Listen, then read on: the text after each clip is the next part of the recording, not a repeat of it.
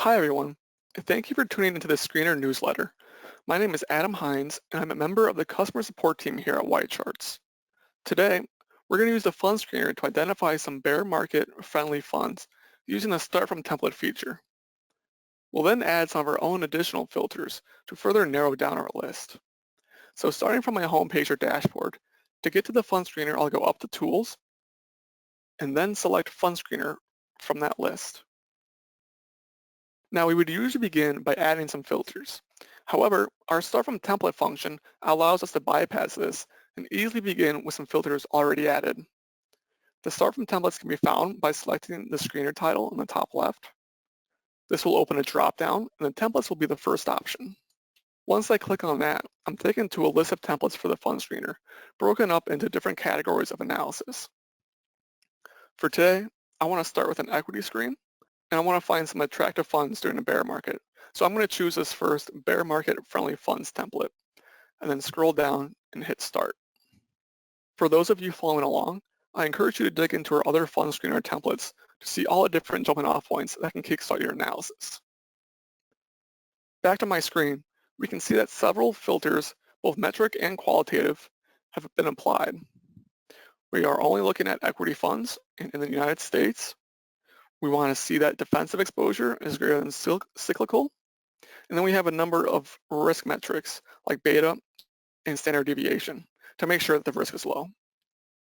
This narrows down my universe to 23 funds. However, having the Remove Duplicates button toggled, you'll see that we are only showing 13.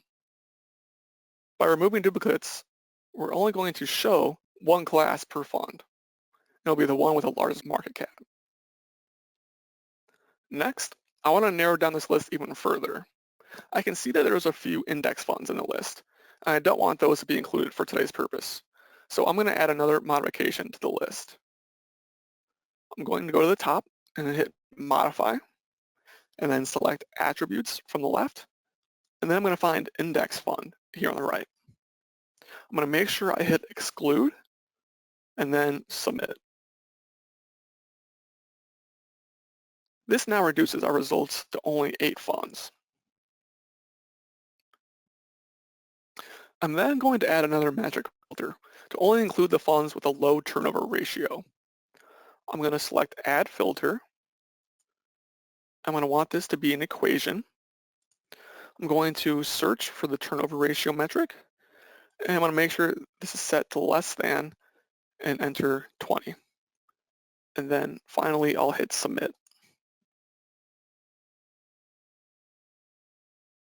You'll see that this has reduced us now down to 4 funds, with that turnover ratio metric added as a column on the far right. Now we know these funds are low risk, but I'd also like to see how they performed on average over the last 10 years. So instead of adding a metric filter, I'm going to add a metric column. This will simply add the metric to the table without having to set a limit or to filter down on our results.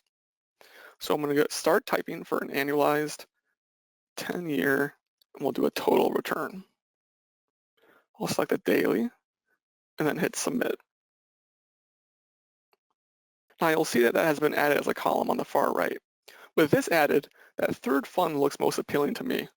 So I'm going to select it for some further analysis using the Quickflow functionality. I'm going to come over here and hit the Quickflows button. I can then search for the ticker in the Quickflows search bar. Once that's selected, the available Quickflows will then populate in the list below. For today, I'm going to choose the financial crisis analysis.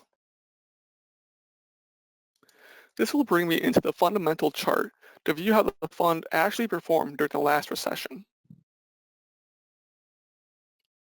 To get back to my screener, all I have to do is press the back button, or I can again select Quickflows to jump into another analysis with my same fund. That does it for our demonstration today. I want to save this screen with all my additional metrics. I will select the drop-down in the top left and select Save As. Note that it will not replace the template we opened with our modification, but instead save as a new save screen on our YCharts account. If you have any questions about the workflow we used today or want to learn more about the Start From Templates, please reach out to your YCharts contact.